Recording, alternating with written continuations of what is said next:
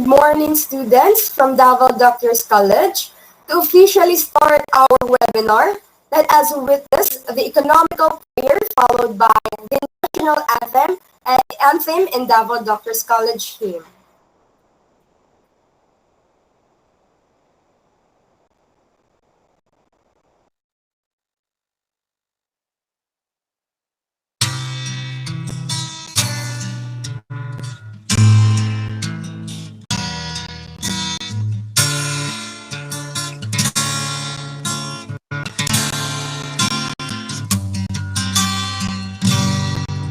Sikoy ko kamighimo tolangit.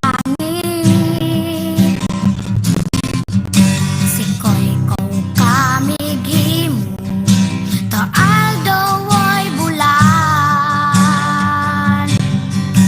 Ikaw ang nagbuhat sa kabituunan. Ikaw ang nagbuhat sa kalibutan. Manama, mabantog ka. Warag po ko ilingkoy ko. O Diyos, kahibulungan ka. Busa ikaw lang ang simbahon ko.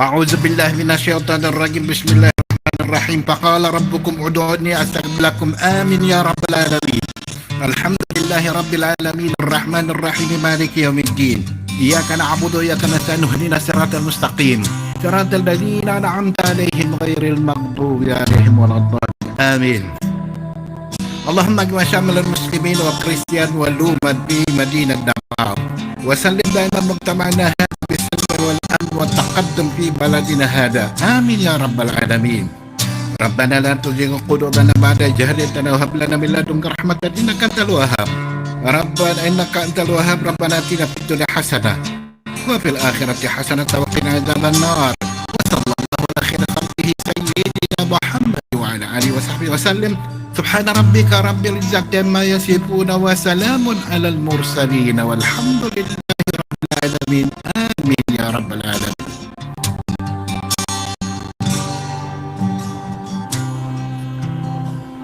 In the name of the Father, Son, and Holy Spirit. Our most gracious Heavenly Father, we come to you today to praise and worship you and give you thanks for all the things you continue to provide for ourselves and our families. Father, we humbly ask for forgiveness for all the times we have offended you, when we forget to acknowledge your presence in the image of our brothers and sisters, and for moments we fail to be good stewards of the blessings you have given us. Continue to guide and protect each one of us, Lord, that we may always walk in the light of your everlasting love and mercy. Grant us, Father, with your comfort in times of distress and with your strength in times of weakness. Bestow upon us your unending grace and healing, that we in turn become instruments of gentleness and compassion to others. We ask all this in the name of your Son, our Lord Jesus Christ, with prayer and the intercession of our Blessed Mother. Amen.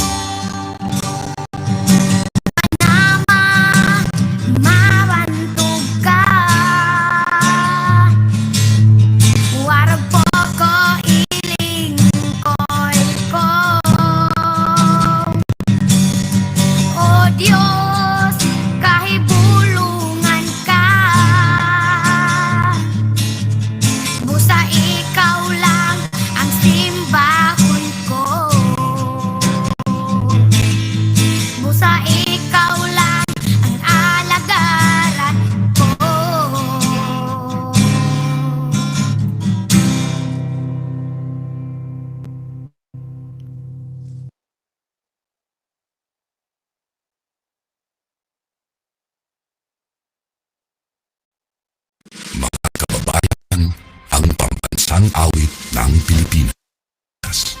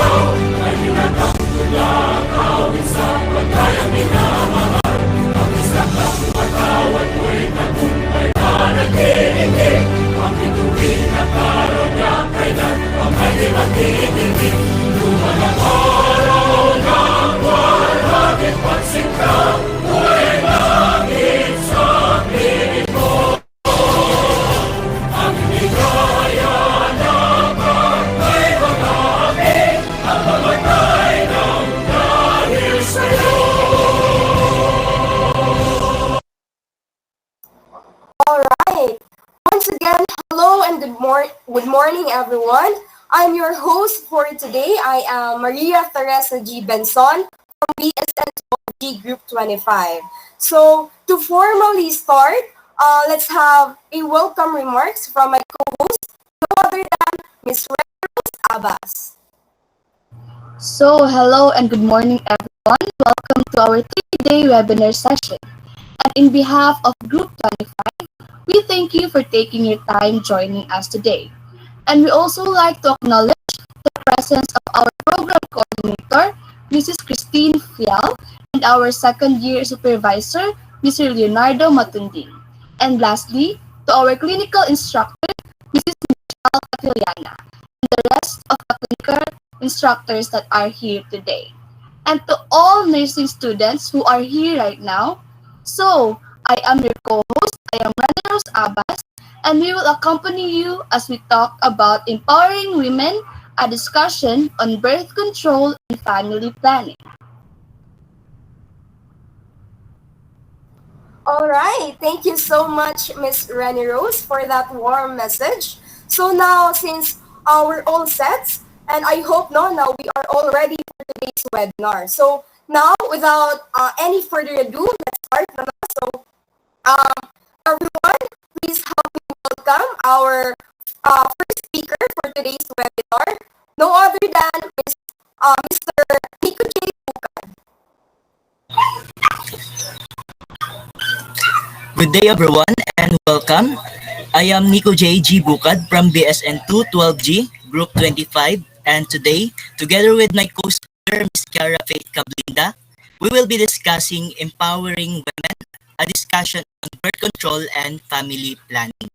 But before that, I want to express my gratitude to the host for the generous introduction, and it's an honor to be part of this webinar, and I'm grateful for the opportunity to speak to the audience. Alright, so as of the moment, this will be coming from the perspective of nurses, and it is something very important to talk about for us to be able to fully understand regarding with this kind of topic and to give some health teaching to those family who is eager to start from a family planning and birth control. Okay, next slide please. So this will be the topic outline that we are going to discuss. So first is definition and importance of birth control and family planning, including birth spacing. We also have the benefits of birth control and family planning, common myths and misconception of birth control and family planning. We also have contraceptive methods, or different types of contraceptive methods available. We also have method of family planning, as well as male involvement in family planning. So historically, these topics had been recognized, viewed as primarily responsibility of women, but it's increasingly recognized that involving men in the discussion can have a range of positive benefits for everyone involved. And lastly, we will be discussing to all of you, the adolescents and young adults, which tackle about the unique challenges and opportunities for providing family planning services to the adolescents and young adults, and also strategies for improving access and promoting comprehensive sexuality education. So next slide please. So for our objectives, at the end of this webinar, the participants should be able to educate on the different types of birth control and family planning methods available, including their advantages, disadvantages, and effectiveness. And also to dispel common myths and misconceptions surrounding birth control and family planning, and to encourage male involvement and support in family planning discussion while emphasizing the importance of shared responsibility and mutual decision making. All right, so starting with the introduction, first let's define what is birth control and family planning. So when we say a birth control, it refers to the methods and techniques used to prevent or reduce the likelihood of pregnancy. It includes a wide range of safe and effective methods such as hormonal methods, barrier, methods of uterine devices, sterilization, and fertility awareness-based methods. So the primary goal of the birth control is to prevent the pregnancy. Next slide, please. On the other hand, family planning is a broader concept that includes birth control. So dito na napapasok si birth control, as well as other factors that influence the timing and size of a family. Family planning involves making informed decisions about when and whether to have children based on a range of personal, social, and economic factors. So it includes the use of birth control methods to prevent unintended pregnancies, as well as preconception care, infertility treatment, and counseling on pregnancy option. So this statement is according to the World Health Organization, or WHO. So the goal of family planning is to enable individuals and couples to achieve their desired family size and spacing while promoting their overall reproductive health and well-being. So it also involves access to comprehensive reproductive health services, including education, counseling, and access to safe and effective methods of birth control, as well as other health services that related to maternal and child health. Okay guys, please take note that the birth control and the family planning are two related but distinct concepts. Okay, so moving on. Next slide please. So now let's talk about the birth spacing. So isa sa mga importanteng aspeto ng family planning is yung proper birth spacing. Ano bang ibig sabihin nito? When we say birth spacing, it means having children 3 to 5 years apart. Balik kung manganganak si mother ng sanggol ngayon, katapos ng 3 o 5 taon, doon pa lamang dapat siyang manganganak ulit. Yun yung tinatawag nating birth spacing. This is considered to be the optimal spacing between pregnancies, as it allows the mother's body to fully recover from the physical demands of pregnancy and childbirth. So hindi madali ang papanganak ng kaya't kailangan nila ng mataas taon na preparasyon upang ma-fully recover yung kanilang body after childbirth at para din ma-reduce yung risk of maternal complication. Pag sinabi nating maternal complication, it refers to health problems that can occur during pregnancy, childbirth, and postpartum period, o tinatawag nating after delivery. So this complication can range from minor to life-threatening and can affect the mother's health and well-being. So, some examples of maternal complication include high blood pressure, or tinatawag nating preeclampsia, at postpartum depressions, and we already know that. Then, please note that these complications can lead to serious health consequences for the mother, and in some cases, it can even be fatal or nakakamatay or nakakapanganib sa buhay ng isang ina. Laging anak ng anak si mother nung walang proper spacing. So nakuha ba natin yon?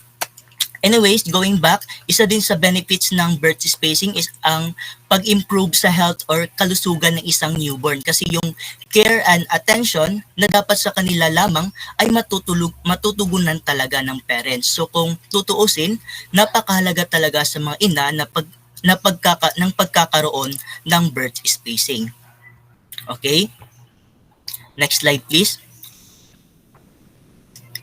So, for continuing for the proper birth spacing, so proper birth spacing can also have positive effects on the family as a whole. When there is enough time between pregnancy, parents can give each child the attention and care they need during their early years. So yun yung sinasabi ko kanina. And also, it can promote healthy development and better outcomes for the child in the long run. And additionally, proper birth spacing can help families better manage the resources and finances. So as they have more time to plan for the arrival of each child and to adjust their budgets accordingly.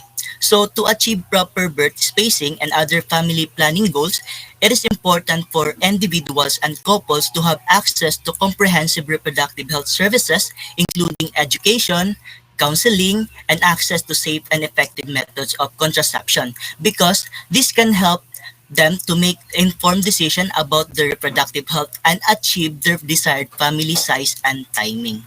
Okay? Next slide, please.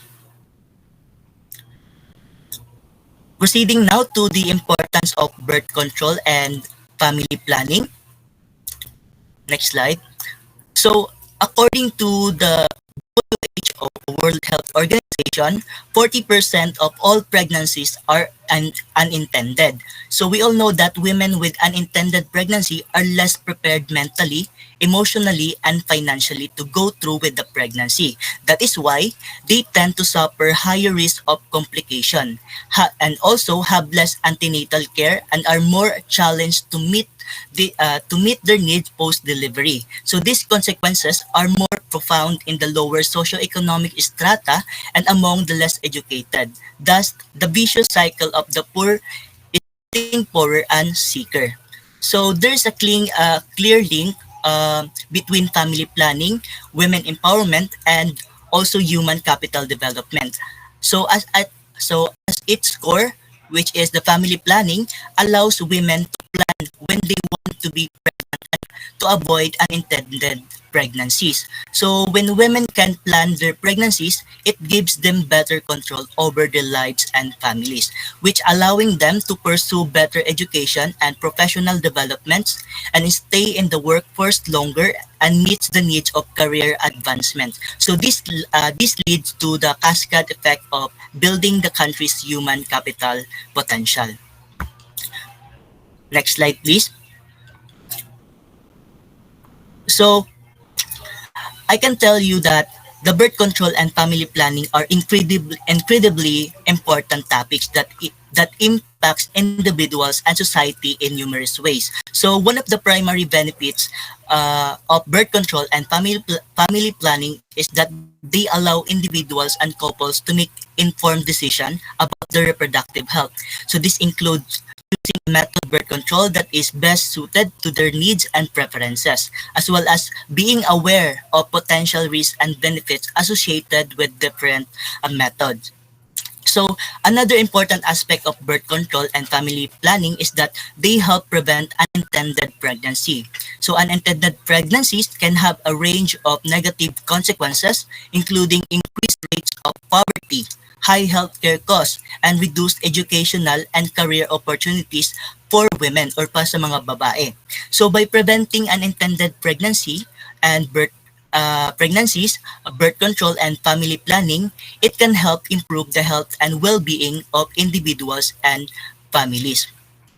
In addition, a birth control and family planning can help individuals and couples to achieve their desired family size and spacing. So this can be important for a number of reasons, including financial stability, career goals, and personal preferences. So overall, it is crucial to educate people about the benefits of family planning and make it accessible to all individuals regardless of their socioeconomic status and or geographic location, because we all know that birth control and family planning are crucial components of reproductive health and can have a positive impact on a range of social and economic outcomes. So by providing individuals and couples with the tools they need to make informed decisions about their reproductive health, we can promote healthier, happier, and more fulfilling lives for all.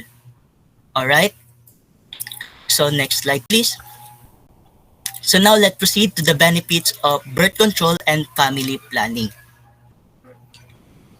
So first, we have preventing unintended pregnancy.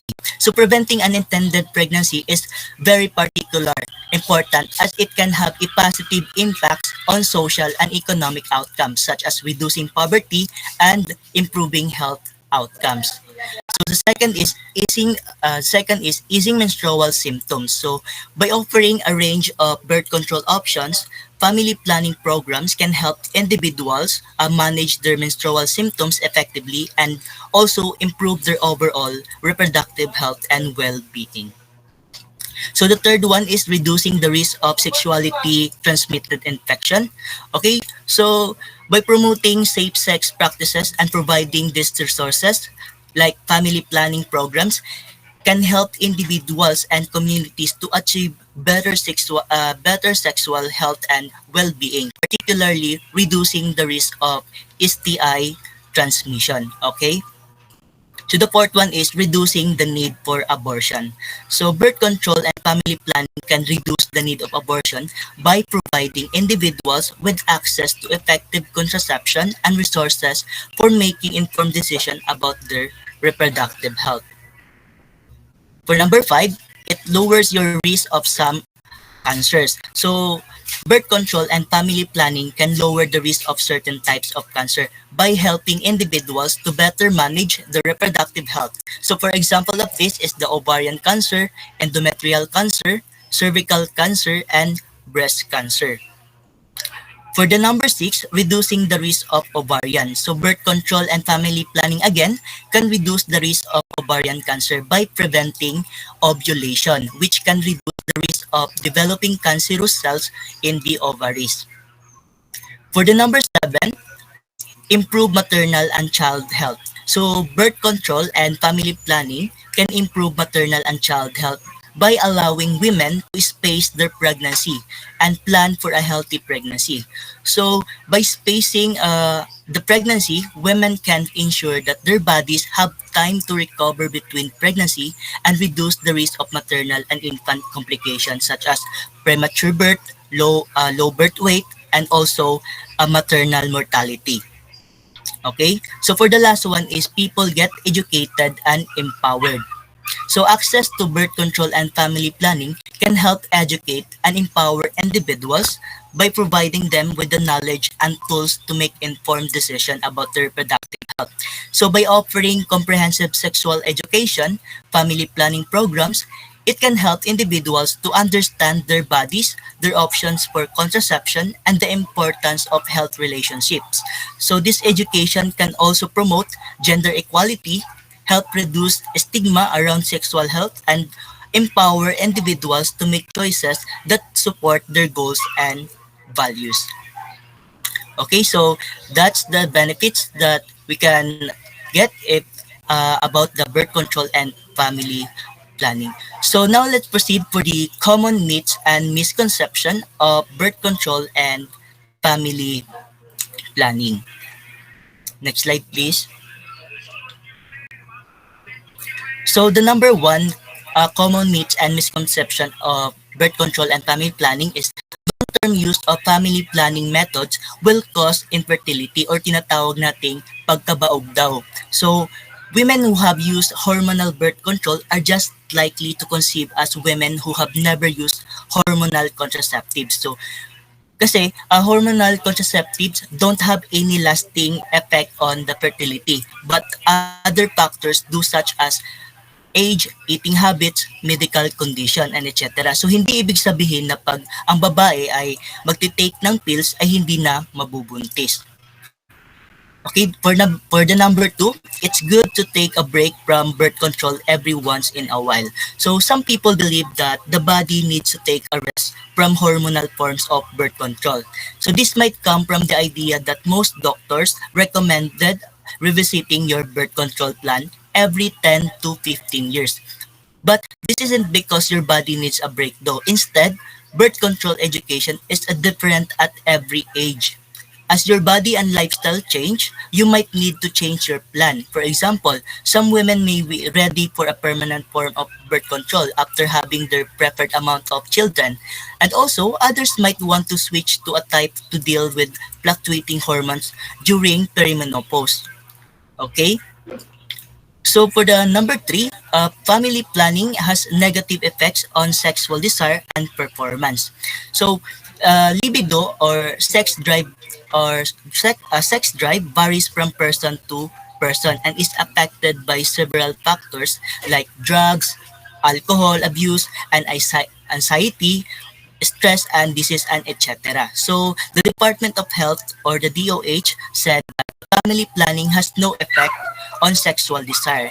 It even actually removed the fear of worry of unwanted pregnancy. Instead, it adds enjoyment and enhances sexual relationships or relations.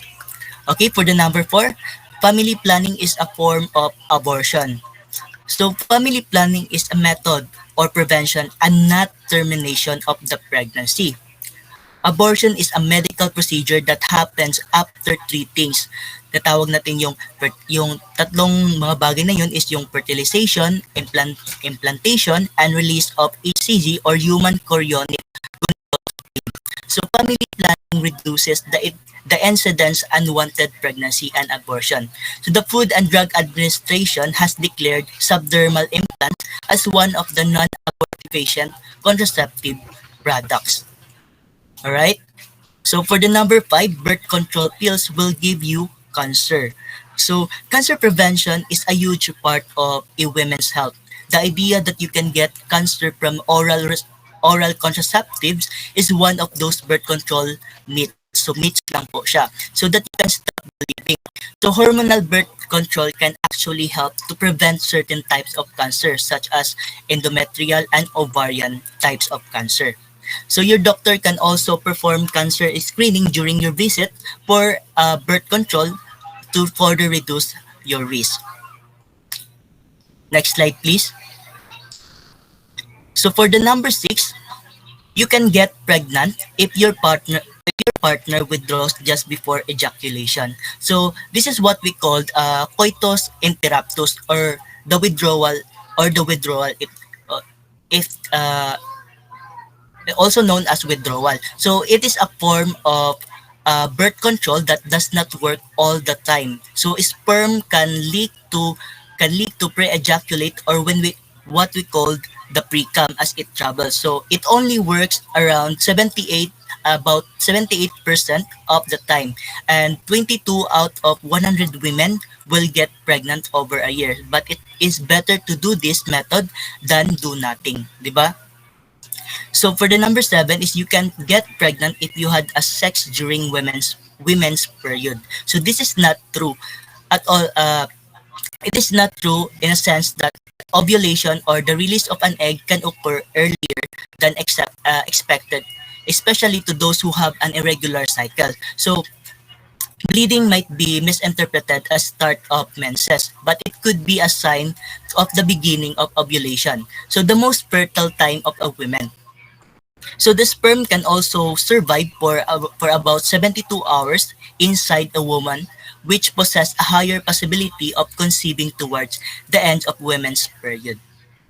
So, ibig sabihin na yung sperm ng isang lalaki is kaya pa niyang mabuhay sa loob ng katawan ng isang babae sa loob ng 72 hours. So there's a possibility na mabubuntis pa rin yung babae during sa kanyang what we call that, sa kanyang menstruation sa kanyang period. And for the number 8, contraceptive pills can get absorbed into the wrong part of the body. So many women seeking family planning mistakenly believe that the COCs accumulate in the body and cause diseases and tumors, or that they accumulate in the stomachs or the ovaries or even the uterus, and it will form a stones. So the answer, it is a common misconception with regards to birth control and a family planning. So for the number 9, the birth control pills work right away.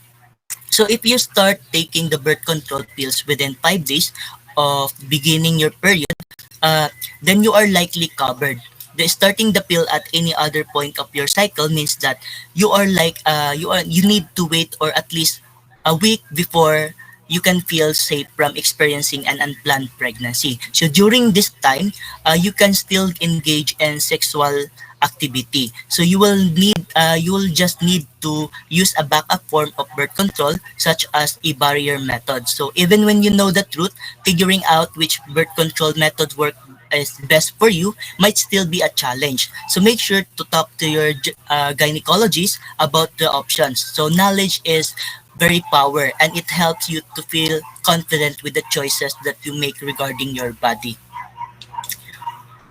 So for the last one is the number 10, you gain weight on birth control. So gaining weight from pills is actually very rare and it's only a side effect due to fluid retention. According to the 44 studies, it only lasts for 2 to 3 months. So your prescriber will be recommend you other types of pills. So estrogen progestin pills or progestin only pills. So never generation of contraceptive pills now only cause fewer side of effects compared to the older pills. So overall, these myths and misconception can lead to a lack of access and utilization of effective birth control and family planning methods, which resulting in negative health outcomes and decreased empowerment and agency of individuals in making informed decisions about their reproductive health. It is important to address these myths and provide accurate information for us to promote reproductive health and well-being of individuals. Okay, next slide please. So now let's proceed to the contraceptive methods.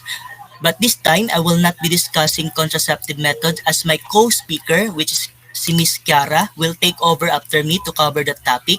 So what you are currently seeing is part of the next discussion. But I will show you the pictures of the different types of contraceptive methods. Next slide, please. So here are the types of contraceptive methods. We have condom. Second one is oral contraceptive pills. Third one is intrauterine device or what it called IUD. Next slide, please. So the fourth one is the contraceptive implant. If we have contraceptive implants, we also have contraceptive injections, and we also have emergency contraception pills. Next slide. So we have also contraceptive ring, diaphragm, and lastly, the sterilization.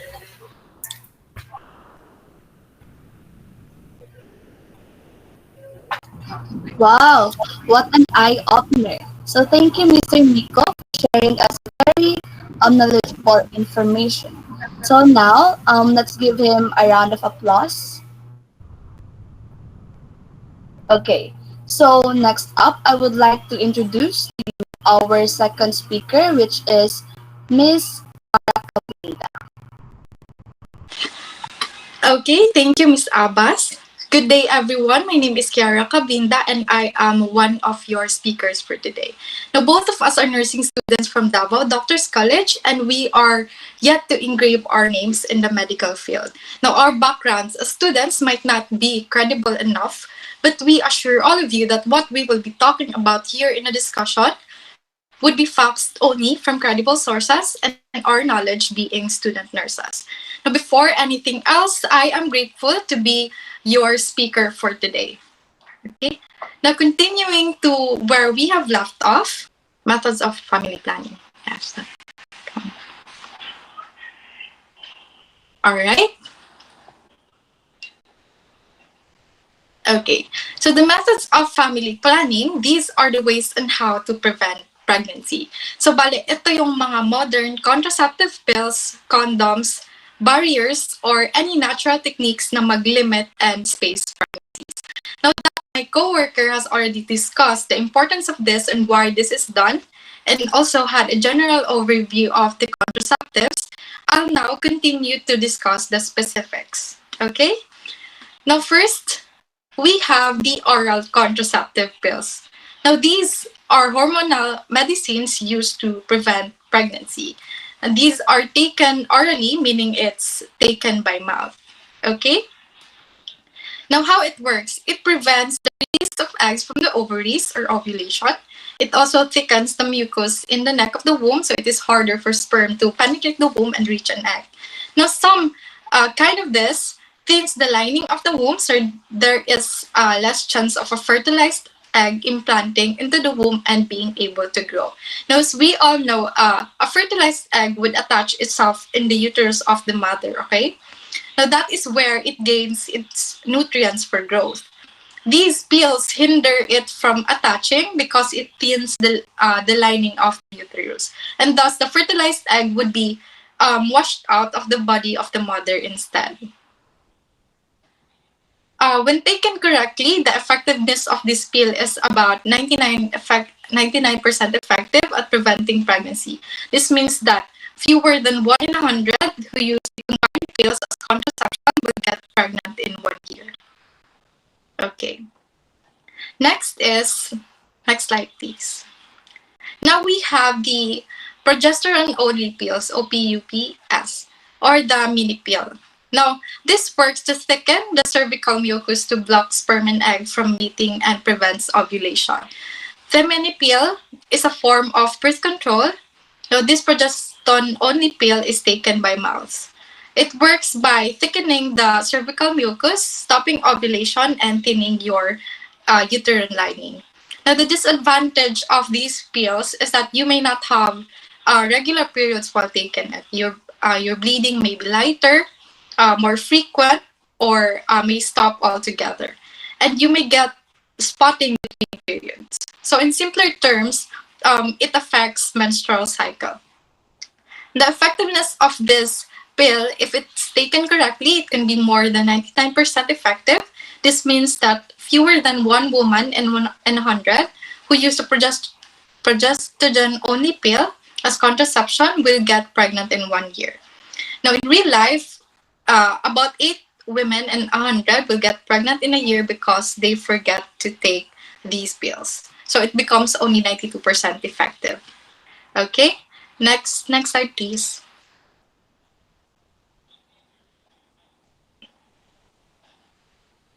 Okay, now we have the third one is the implants. Now, how this works. The contraceptive implant is a small, flexible plastic rod that's placed under the skin in your upper arm by a doctor or a nurse. Now, it releases the hormone progestogen into your bloodstream to prevent pregnancy and last for about 3 years. Now, without ovulation, pregnancy can happen because there is no egg for sperm to fertilize. Now, that goes without saying. Okay, now the advantages of these implants, these are long terms. It works for 3 years, and the women won't have to worry about forgetting to take the pills because this one is implanted. Now, it may reduce as well heavy periods or period pain. The disadvantages, on the other hand, they may experience temporary side effects during the first few months, like headaches, nausea, breast tenderness, and mood swings. Now, the periods, on the other hand, may be irregular or stop altogether. The effectiveness of implants, contraceptive implant is more than 99% effective at preventing pregnancy. Okay. Next is the intrauterine device, or IUD. Now, the copper IUD contains no hormones and prevents pregnancy for up to 10 years. Now, Paragard is an intrauterine device that can provide long-term birth control, and it's sometimes referred to as a non-hormonal IUD option. Now, how does this work? Okay, so this works. It's a T-shaped plastic frame that's inserted into the uterus. Now, copper wire coiled around the device produces an inflammatory reaction that is toxic to both sperm and eggs, which prevents pregnancy. Okay. Now, the advantages of this contraceptive device, they are more than 99% effective in preventing pregnancy. They are safe to use as well when breastfeeding, and also no medications stop them from working. The disadvantages, on the other hand, there is reported spotting between periods for the first several months of those who take this form of contraceptives, We also have cramping and some discomfort at the time that it is put in. Okay? Next slide, please. Now, all right, we have the next one is the intrauterine device or IUD. Now, how does this work? So, levonorgestrel intrauterine system works by thinning the lining of the uterus to prevent pregnancy from developing. The disadvantages of this kind of form of contraceptives, menorrhagia is frequent complaint, as are dysmenorrhea and polymenorrhea. Now, these are the major reasons for IUD discontinuation as well. And on the other hand, it doesn't offer any protection against sexually transmitted infections. For the effectiveness of this contraceptive, both copper and hormonal IUDs are more than 99% effective at preventing pregnancy. Next slide.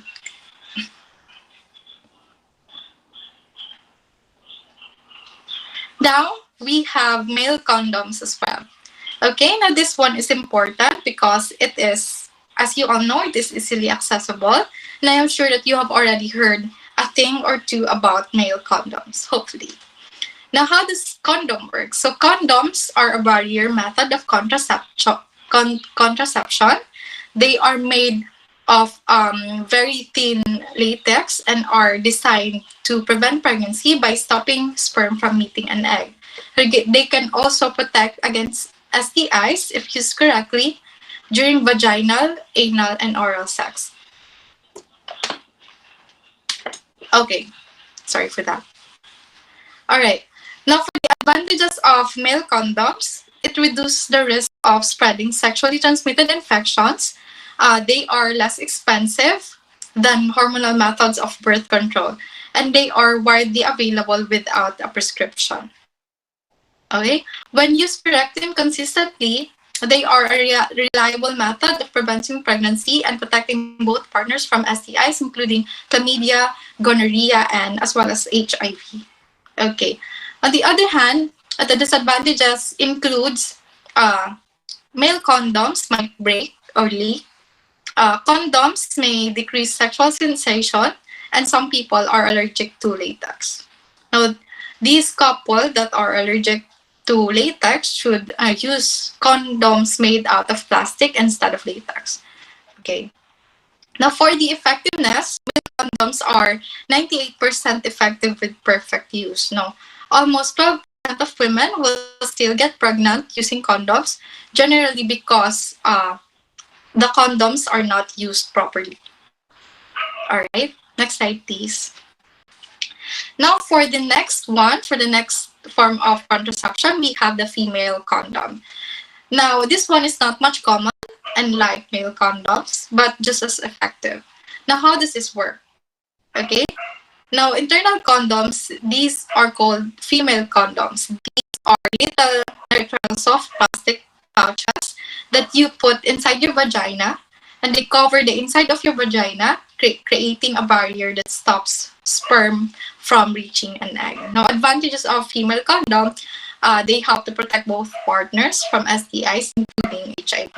Now, when used correctly, they're a reliable method of preventing pregnancy. Okay.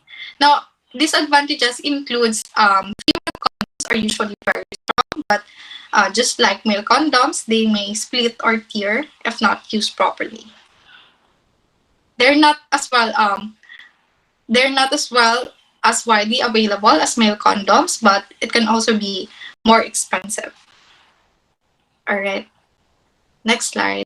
Thank you. Next one is the male sterilization, or also called as vasectomy. Now, how does this work?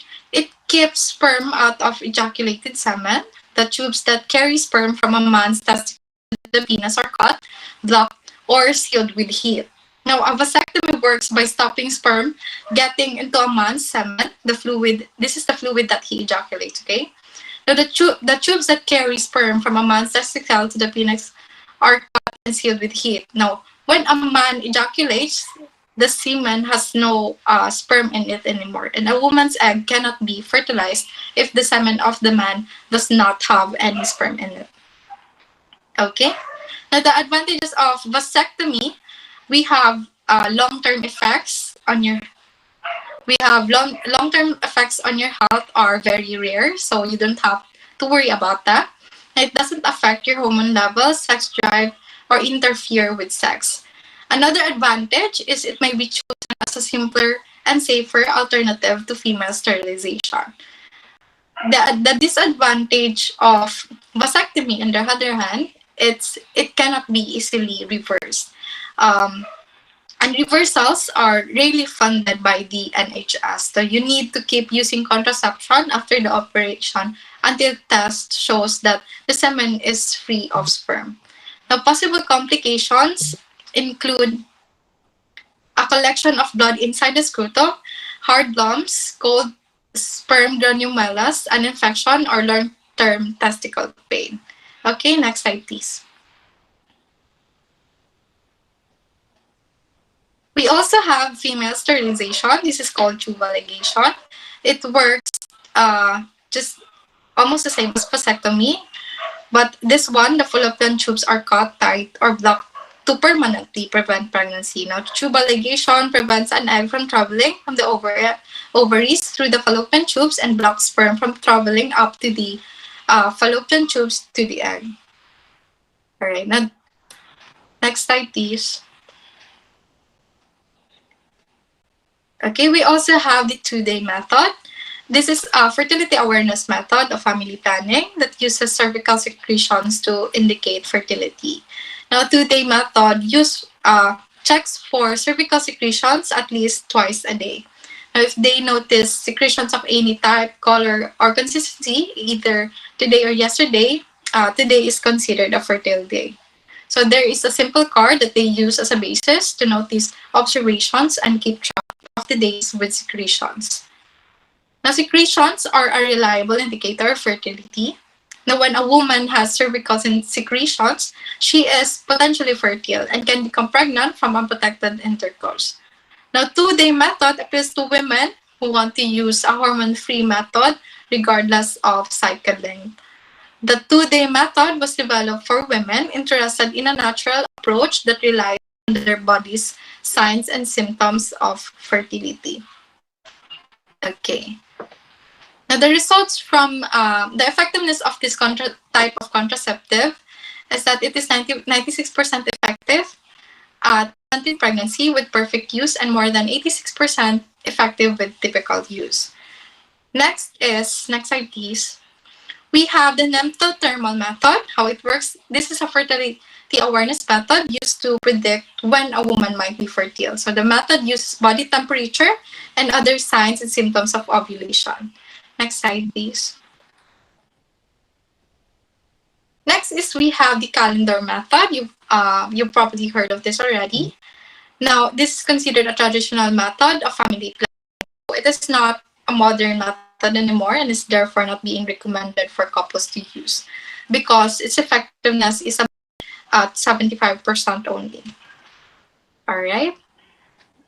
Next is, lastly, we have the withdrawal or coitus interruptus. This is also known as the pull-out method by teenagers. Now, it's a traditional family planning method in which the man completely removes his penis from the vagina and away from the external genitalia of the female partner before he ejaculates.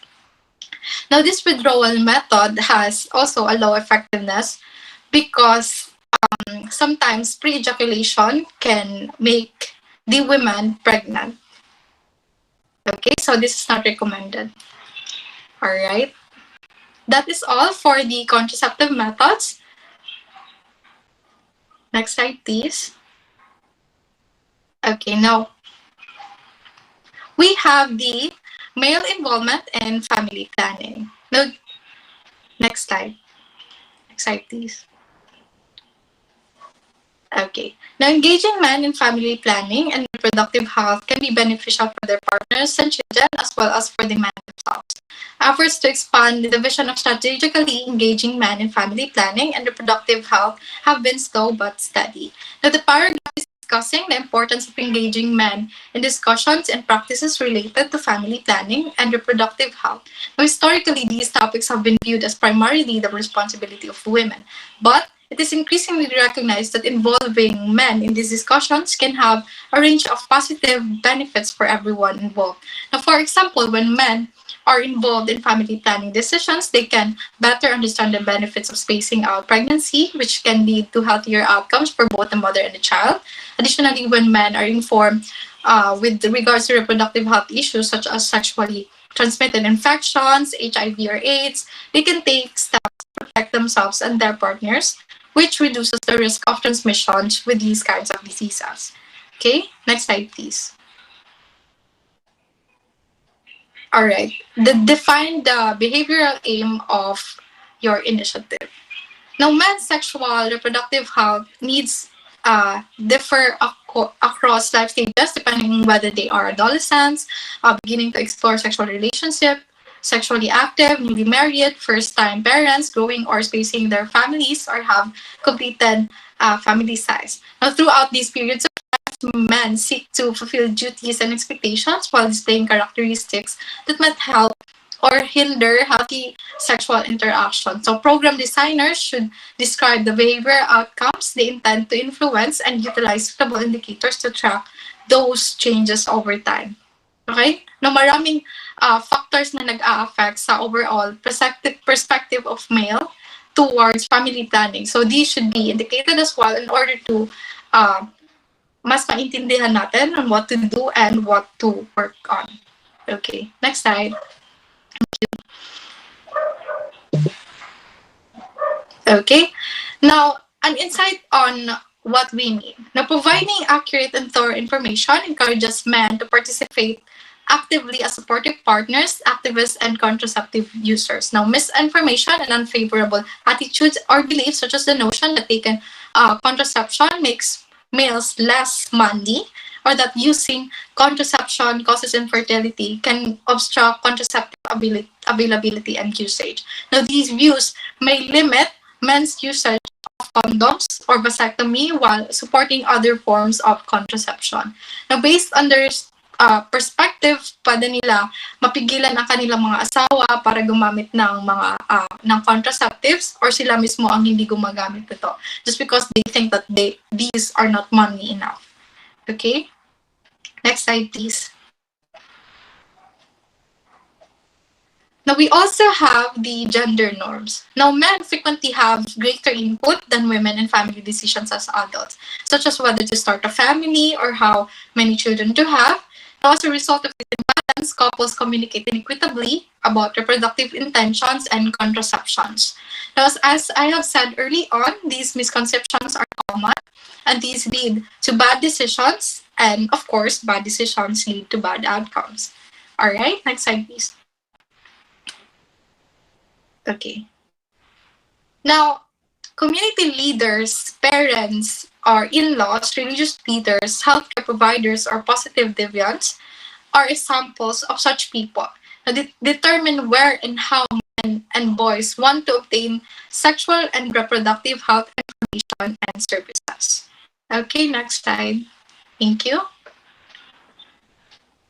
Now that is all for the male involvement in the family. Now we will proceed to the adolescents and young adults. Next slide, please. Now, for every person around the world, adolescence is a formative period in their life that is powerfully shaped by their health, education, and social surroundings in which they grow up. Now, as we have all experienced ourselves, adolescents have many ambitions. Now, this could include completing their education, pursuing careers, and making their mark on the world by contributing to their communities and societies. So, an unplanned pregnancy puts all that at risk. Now, think about how much of an individual's life trajectory, both their health and their well-being, can be derailed by an unplanned pregnancy. Now, unplanned pregnancy can lead to a not optimal family environment for the child to grow into. Now, for example, wala masyadong kaya ang pamilya mahirapan sila na magpalaki ng bata at sa pag-aaral nito. Now, these are all needed of the child. Now, this is a common problem in the Philippines when people have too many children and lack of resources. Now, of course, apektuhan nito ang buong pamilya. Okay, next slide. All right. Now, according to UNESCO, comprehensive sexuality education, this is a curriculum-based process of teaching and learning about the cognitive, emotional, physical, and social aspects of sexuality. Okay, so it aims to equip children and young people with knowledge, skills, attitudes, and values that empowers them to realize their health, well-being, and dignity. Okay. Next slide, please. Okay. Not too many young people receive confusing and conflicting information about puberty, relationships, love, and sex as they make the transition from childhood to adulthood. Now, a growing number of studies show that young people are turning to the digital environment as a key source of information about sexualities. Now, strategies for improving access and promoting comprehensive sexuality education. Now, give access to comprehensive sexuality education is essential for young people to make informed decisions about their sexual health. Now, strategies for improving access include implementing age-appropriate curricula in schools, providing resources in community centers and healthcare facilities, and etc. Okay, next, proceeding to the conclusion. All right, and with that, we are all done with the discussion. Now I'll be providing the conclusion of the whole thing that we've talked about in here. Now, our discussion on birth control and family planning has empowered women by providing them with comprehensive knowledge and resources. Now, we highlighted the importance of informed reproductive choices and dispelled common myths and misconceptions. Now, by showcasing various contraceptive methods and emphasizing the involvement of men, we promote inclusive decision-making. We also address the unique challenges and opportunities for adolescents and young adults, focusing on improving access and promoting comprehensive sexuality education.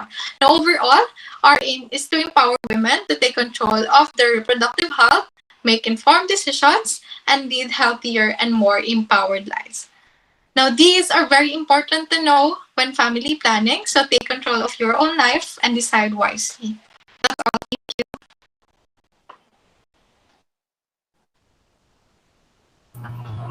So, thank you, speakers, for a very informative topic. So, for sure, all of the people that are listening today, to this webinar, have gained a lot of knowledge. Oo, tama ka dyan, partner. I think, partner, that's the end of our topic. And I would like to thank you all for your participation and listening. Again, I'm your host, Maria Teresa G. Benson, and I'm with my co-host, Rene Rose Abbas. Thank you, everyone.